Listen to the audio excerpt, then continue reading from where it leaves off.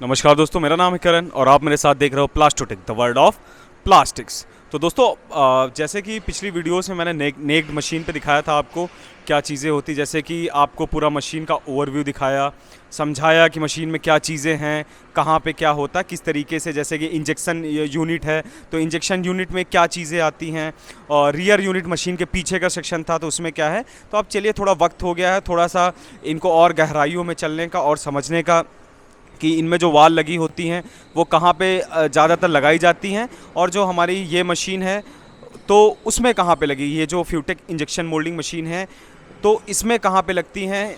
तो आइए वीडियो की शुरुआत से समझना शुरू करते हैं सारे वाल्स को कि कहाँ कहाँ पे कौन सी वाल हैं। तो आप ये वाल देख सकते हैं, यहाँ पे आप देख सकते हैं किस तरीके से बाकायदा एक सिस्टम एक सीक्वेंस में वॉल लगी हुई हैं। तो आइए समझने की कोशिश करते हैं इन वॉल्स को कि क्या चीज़ें होती हैं और कैसे इनका फंक्शन होता है, कौन सी वॉल है।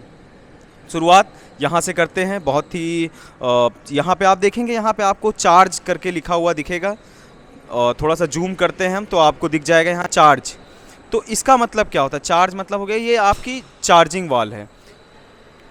तो ये जो है ये क्या है? ये चार्जिंग वाल है। चार्जिंग क्या होता है? चार्जिंग मतलब कि जब आपके स्क्रू में जो मटेरियल जो फीड होता है, तो मटेरियल कहाँ से फीड होता? मटेरियल आता हमारा हॉपर से। तो हॉपर से मटेरियल स्क्रू पे फीड कराता, मतलब स्क्रू का ये रोटेशन कराता है और उसकी चार्जिंग जो है उस मटेरियल को चार्ज करता है, वहाँ से इसको लेके बैरल के अंदर पहुँचाता है हॉपर से। तो ये फंक्शन जो है वो हमारा चार्जिंग का है।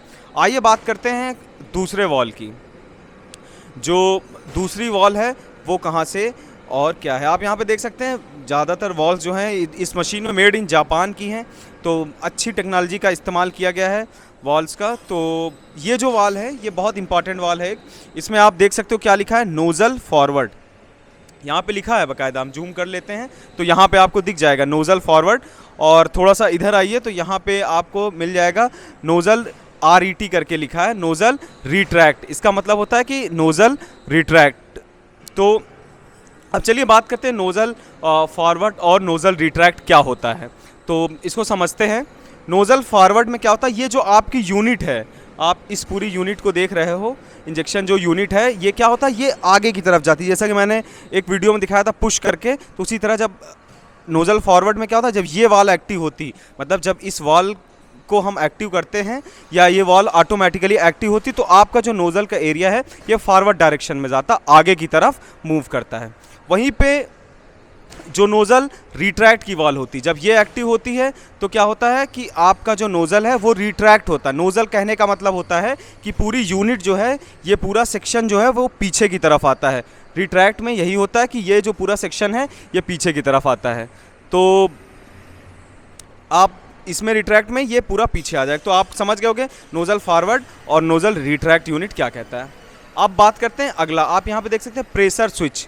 यहाँ पे आइए आप देख सकते हैं कि यहाँ पे जूम करके हम दिखाते हैं कि यहाँ पे आपको दिखेगा कि ये क्या है, ये प्रेशर स्विच लिखा हुआ है। प्रेशर स्विच आपको दिख गया होगा। तो दोस्तों ये जो है ये स्विच ओवर प्रेशर वगैरह फंक्शन करने के लिए इसका इस्तेमाल जो है वो हम करते हैं। मतलब स्विच ओवर, जैसे स्विच ओवर जब पोजीशन पे आते हैं, स्विच ओवर आगे मैं डिटेल में समझाऊंगा कि क्या होता है, तो आप समझ जाओगे स्विच ओवर क्या होता है। तो ये स्विच ओवर वगैरह का फंक्शन करता है। आइए समझते हैं एक लास्ट और इम्पॉर्टेंट वाल जो इस साइड है। यहाँ पे आप देखेंगे ऊपर की तरफ से, तो ये इंजेक्शन लिखा हुआ है कि मतलब ये वाल का क्या काम होता है, ये इंजेक्शन कराने। जब आपका मटेरियल जो है हम स्क्रू को आगे की तरफ लेके जाते हैं, रॉ मटेरियल को नोज़ल से बाहर निकालते हैं, इंजेक्शन कराते, चाहे मोल्ड में होता है या आप पर्जिंग वगैरह कराते हो, तो उस समय ये वाल एक्टिव होती है। वहीं दूसरी वाल जो इसके बगल में थी वो है सक बैक वाल। आप देख सकते हैं यहाँ पे लिखा हुआ है। इस मशीन्स पे यही अच्छा है कि सारी चीज़ें जो है वो स्पेसिफाइड लिखी हुई है। तो सक बैक में क्या होगा, सक बैक जो सेटिंग है, जब ये वॉल एक्टिव होगी तो आपका जो है वो सक बैक ले लेगा, जो है स्क्रू आपका पीछे की तरफ आ जाएगा, ड्रूलिंग वगैरह प्रिवेंट करेगा। तो काफ़ी इंपॉर्टेंट फंक्शन था। तो उम्मीद करता हूँ कि वॉल्स आप समझे होंगे कि क्या चीज़ें। तो ये हमारी जो इंजेक्शन यूनिट की वॉल्स थी। आगे सीखेंगे कुछ और कुछ बेहतरीन और कुछ मज़ेदार आगे वीडियोज़ पे। तब तक के लिए आप देखते रहिए प्लास्टोटेक द वर्ल्ड ऑफ प्लास्टिक्स।